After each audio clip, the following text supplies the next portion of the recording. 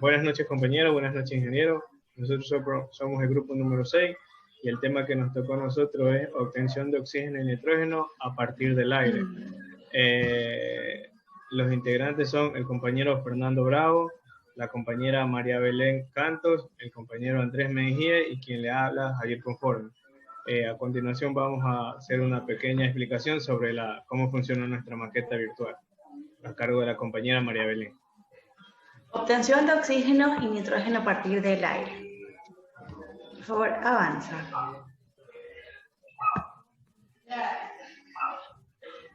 Como podemos observar, tenemos una entrada que es de aire. La recepción de materia prima, el aire en este caso. Se realiza la recepción de materia prima, se suministra a la planta del aire de la atmósfera. Para el proceso de separación del aire, se recomienda utilizar un caudal de 1000 metros cúbicos sobre horas. Tenemos también aquí lo que es la filtración del aire. El aire atmosférico tiene una gran cantidad de contaminantes. Son polvos, microorganismos y compuestos que impurifican el aire. En esta etapa de aquí se realiza un filtrado preliminar donde se eliminan todas las partículas gruesas que puedan poner en riesgo el resto de las etapas. Siguiente, por favor.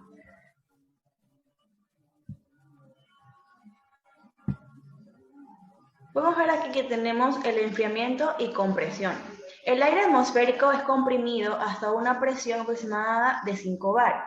Después de esa compresión, el aire se calienta y por tanto se debe enfriar hasta una temperatura de grados centígrados aproximadamente. La compresión del aire es un proceso energético y mecánicamente exigente. Esta compresión de este aire se realiza habitualmente en un compresor de varias etapas. Entre estas aquí son cambiadores de calor para evitar que el gas se caliente mucho y pueda generar problemas estructurales en los compresores. La compresión en las plantas de separación de aire son especialmente necesarias debido a que sin aumentar la presión del gas, la temperatura de ebullición no bajaría lo que realmente debe de bajar para poder licuar una fracción de aire. Ni siquiera se podría expandir el gas para poder enfriarlo gracias al cociente de Joule, ya que esta de aquí está comprimido. Es por eso que la compresión es fundamental. La expansión del aire comprimido sirve para disminuir la temperatura del aire, tanto que se pueda licuar una fracción del ecuador entrante, y también la turbina tiene un componente que es de ahorro importante, ya que la energía generada por la expansión de un gas comprimido se puede usar para ayudar al compresor y reducir el coste energético de la operación. Siguiente, por favor.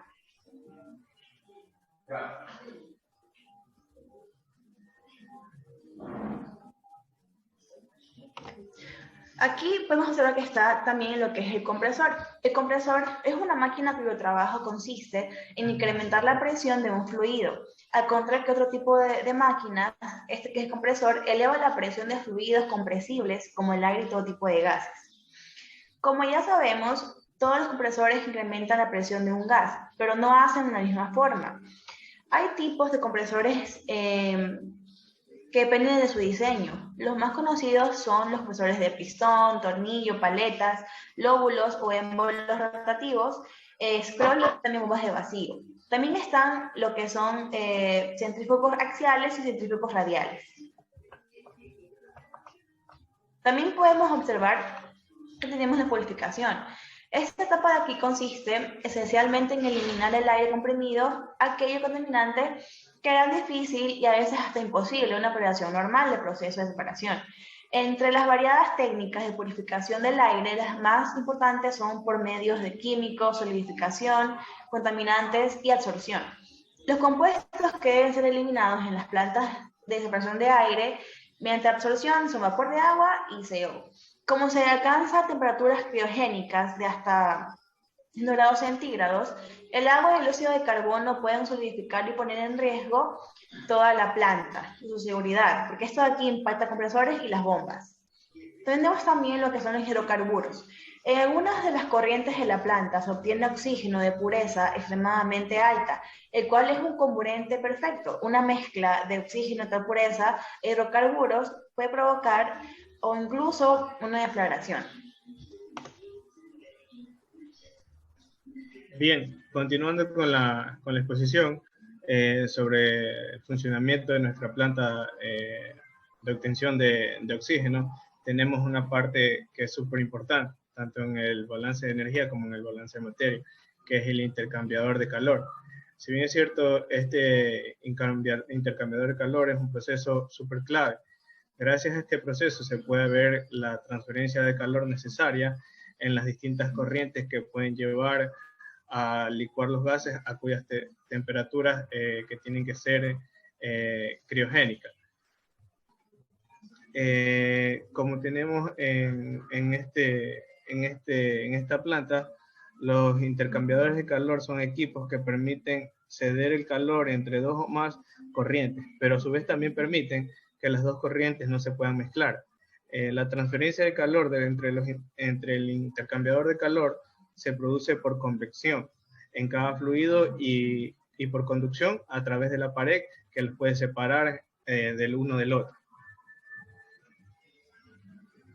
A continuación, tenemos el proceso de las turbinas de expansión. Si bien es cierto, estas turbinas de expansión son para potenciar nuestros fluidos hacia una torre de fraccionamiento. En esta torre de fraccionamiento que podemos observar, tenemos en la parte inferior va a estar la parte del condensado o hervidor, de cual nos va a proceder a separar mediante la destilación el proceso del aire.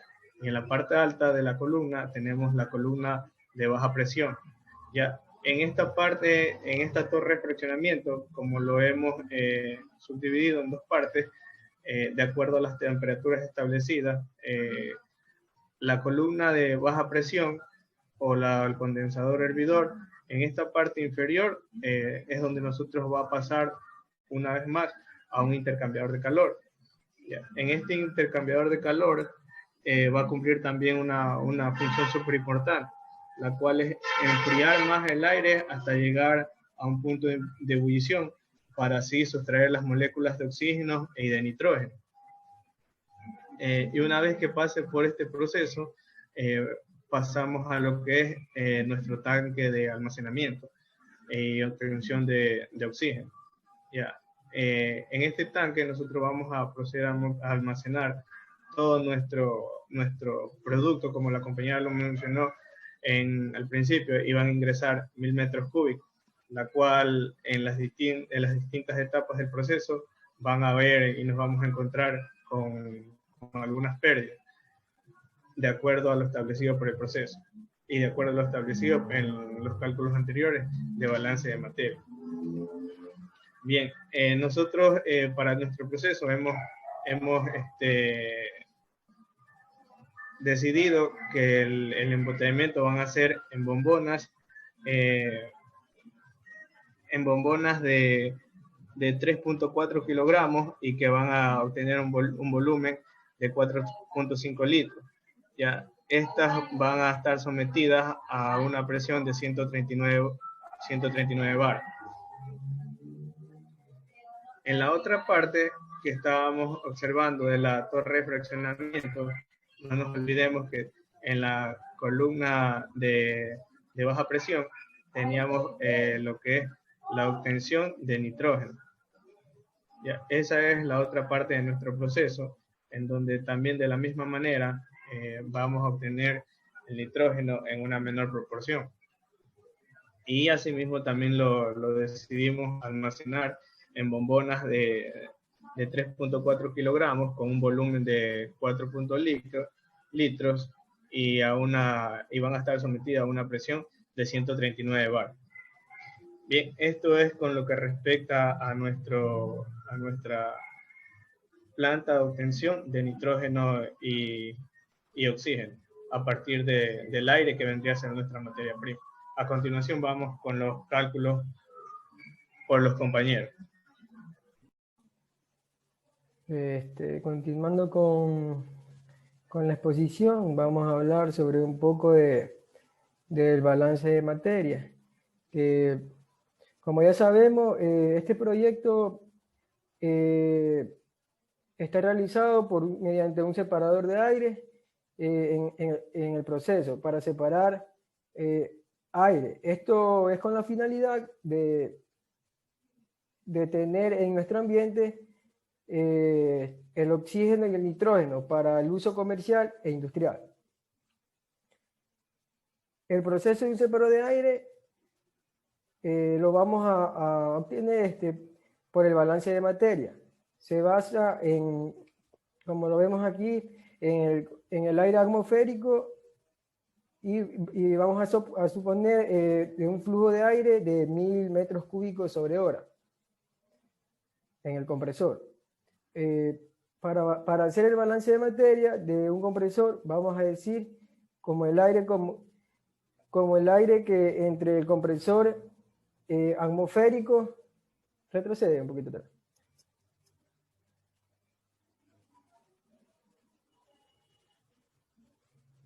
Que entra igual que el volumen del aire comprimido.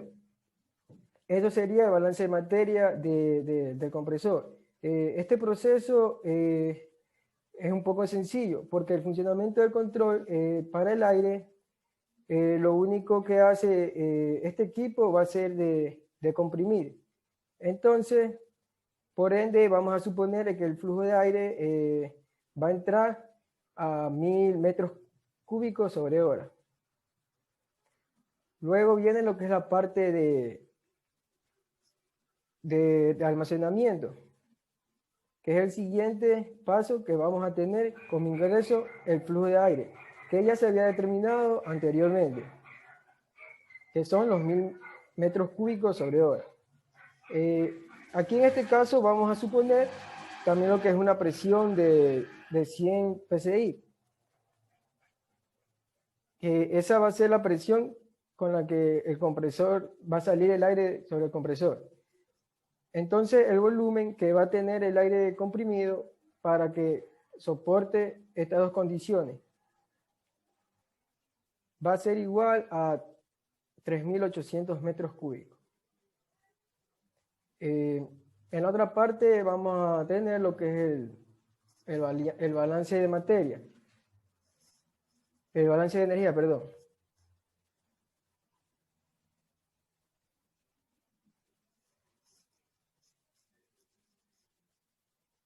Aquí nos vamos a centrar en un solo equipo, en lo que es el compresor. Para determinar las cantidades de pérdida en el compresor, lo primero que vamos a obtener es la presión, que va a ser de 0,1 bar, que lo vamos a obtener en la siguiente tabla.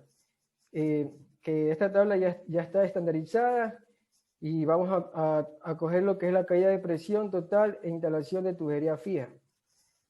Luego lo que tenemos que hacer es calcular el caudal, donde su fórmula va a ser la velocidad por el área, donde la velocidad la determinamos también por unas tablas que ya están estandarizadas, y el diámetro también. Y cogimos sobre de una tubería de acero galvanizado, ya que vamos a trabajar con temperaturas elevadas. Y el diámetro también lo encontramos a 0,2 pulgadas, que viene siendo 0,051 metros. Por lo tanto, aquí determinamos lo que es el caudal, que es 0,0020428 metros cúbicos sobre segundo. Luego de esto, vamos a determinar lo que es el número de Reynolds. Queremos determinar esto para saber si un líquido es laminar o es turbulento. El número de Reynolds va a ser igual a la densidad por la velocidad, diámetro y viscosidad dinámica. La densidad y la viscosidad dinámica lo vamos a obtener también de unas tablas de las propiedades del aire, donde nos indica que la densidad del aire va a ser de 1,18 kilogramos metros cúbicos. Y la viscosidad dinámica del aire es de 0,000176 kilogramos sobre metros por segundo. Y es así como determinamos el número de Reynolds, que nos sale a 3.419,318182. Una vez obtenido esto, vamos a determinar lo que es la rugosidad relativa de la tubería. ¿De qué nos sirve de calcular esta rugosidad? Estas son las que nos va a indicar las pérdidas en las tuberías. La rugosidad viene siendo igual a la rugosidad absoluta sobre el diámetro interior. La rugosidad absoluta la sacamos también de una tabla de los materiales, como la tenemos aquí. Vamos un poquito, por favor.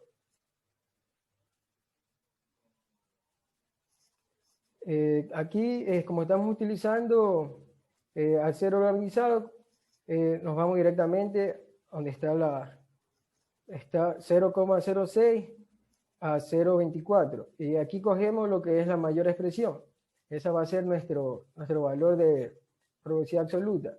Y así es como obtenemos la rugosidad relativa. Luego de esto volvemos al resultado del número de Reynolds y nos podemos dar cuenta que nos dio 3.419. Esto no quiere decir que va a ser de un régimen turbulento. Baja, por favor. Así como nos indica aquí que el número de Reynolds, si es menor a 2000, va a ser régimen laminar, y si es mayor a 2000, va a ser régimen turbulento. Si en tal caso fuera de régimen laminar, vamos a encontrar el factor de fricción sobre esta fórmula, que es el 64 sobre el número de Reynolds.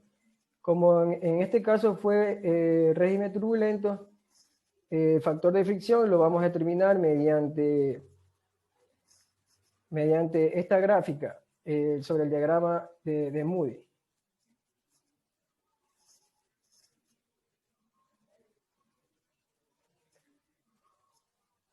Donde el diagrama de Moody tenemos lo que es el número de Reynolds y la rugosidad relativa.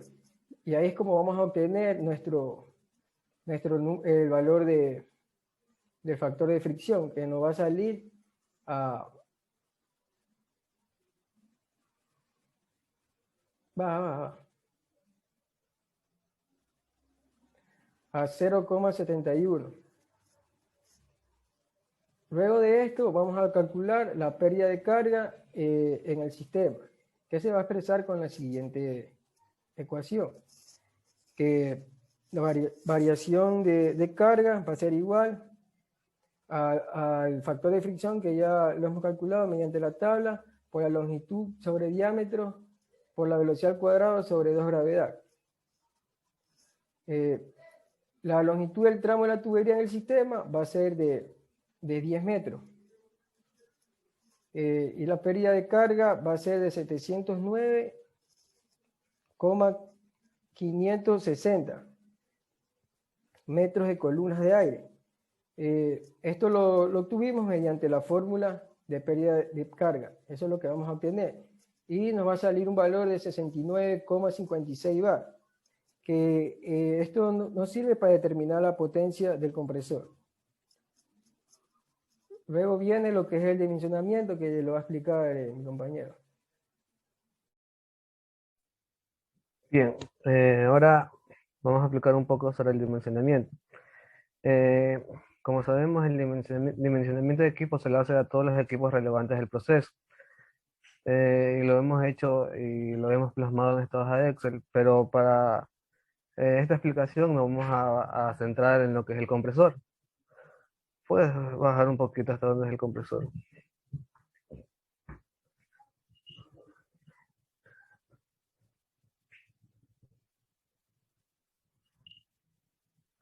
Sube, sube, sube.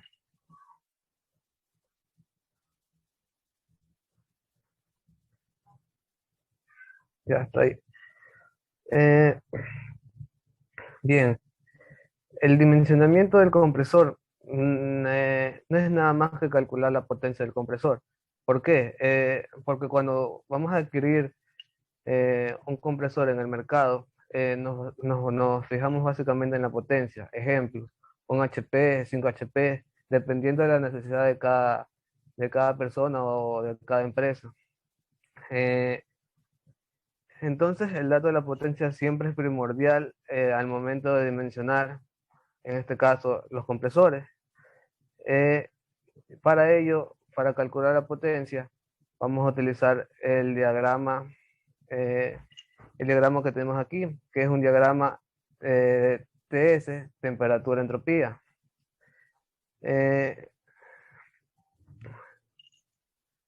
Lo vamos a hacer en este diagrama, que es un diagrama térmico. Como nos podemos fijar en este diagrama térmico, nos situamos en el punto A, que es el inicio del proceso.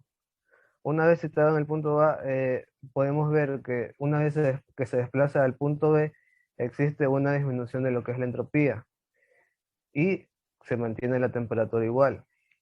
Una vez que este punto B avanza hacia el punto C, podemos ver que hay una disminución de temperatura, pero a su vez hay un incremento de la entropía.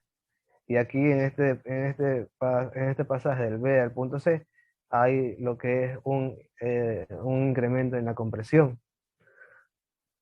Después del punto C al punto D, podemos ver que sigue habiendo un aumento en la entropía y asimismo va bajando lo que es la temperatura.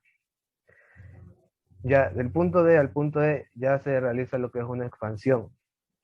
En la expansión ya tenemos lo que es un aumento en la temperatura, pero también aumenta la entropía. Aunque cabe recalcar que el aumento de la temperatura en este punto no es mucho, es muy mínimo, por decirlo así. Esto sería el funcionamiento de este diagrama de Moody, perdón, el diagrama TS, que este de aquí se utiliza para hacer el dimensionamiento de los compresores, como ya lo mencioné anteriormente. ¿Puedes bajar un poquito, por favor? Hasta un cuadro que está por ahí. Ya, este cuadro, como podemos ver, no, sube, sube, sube. Ya, este cuadro que está aquí, todos estos valores que tenemos aquí, estos valores son extraídos de este diagrama. Como podemos ver, aquí tenemos los puntos, el punto B, el punto C, el punto WC, el punto WD, y aquí se encuentran todos los puntos que están en este diagrama. Y este diagrama nos puede facilitar datos como entalpía, temperatura, entropía y presión. Como podemos ver, por dar un ejemplo, en el punto A la presión es muy baja, tiene apenas un pascal, un bar de temperatura, perdón. Y la temperatura está a 298, que en realidad es una temperatura muy baja porque estamos hablando de Kelvin. En centígrados estaría dando más o menos los 20 grados centígrados, si no me equivoco, por ahí más o menos, que vendría siendo una temperatura ambiente. Si nos situamos en el punto WC, podemos ver el cambio de presión y el cambio de temperatura. Entonces nos podemos dar cuenta que el principio del diagrama sí se cumple. Por eso que este diagrama es utilizado para el dimensionamiento de estos compresores. Y ahora para realizar el cálculo de este dimensionamiento, tenemos que tener también lo que es un flujo másico. Que el flujo másico eh, viene siendo calculado por lo que es el caudal y la presión. Y ya lo tenemos calculado, que nos da un resultado de 12.000 kilogramos sobre hora. Puedes bajar un poquito, por favor. El cuadro que está debajo de los datos. Ya, para calcular la potencia del compresor. No, sube un poquito, por favor. El cuadro que está. Un poquito nomás. Ahí está. No, baja, baja, baja. Ahí está bien, ahí está bien. Ya, ya. Como podemos ver, tenemos que calcular lo que es el trabajo primero. Eh, Aquí tenemos la fórmula con la que vamos a calcular el trabajo. Esta fórmula está dada por todos los valores que vamos a utilizar en esta fórmula ya son datos establecidos que vamos a sacar del diagrama TS. Y lo único que hacemos es ya reemplazar valores en la fórmula. Y como podemos ver, el valor que nos da de trabajo es de 3.424.165,82 kilojoules. Ese sería el trabajo de ese compresor. Ahora, para encontrar la potencia del compresor, lo único que tenemos que hacer es multiplicar o sacar el producto del trabajo por el tiempo que es empleado en este compresor. Nosotros hemos asumido que el tiempo que va a trabajar el compresor o el tiempo que va a estar en funcionamiento de la planta son de 10 horas. Entonces el producto entre el trabajo y el tiempo de uso del compresor nos da como resultado 10.272,497 kilowatts. Ese vendría siendo la potencia del compresor y eso vendría siendo lo que es el dimensionamiento de este equipo. Bueno, muchas gracias. Esta ha sido la presentación de nuestro proyecto de la obtención de oxígeno y nitrógeno a través de un separador de aire.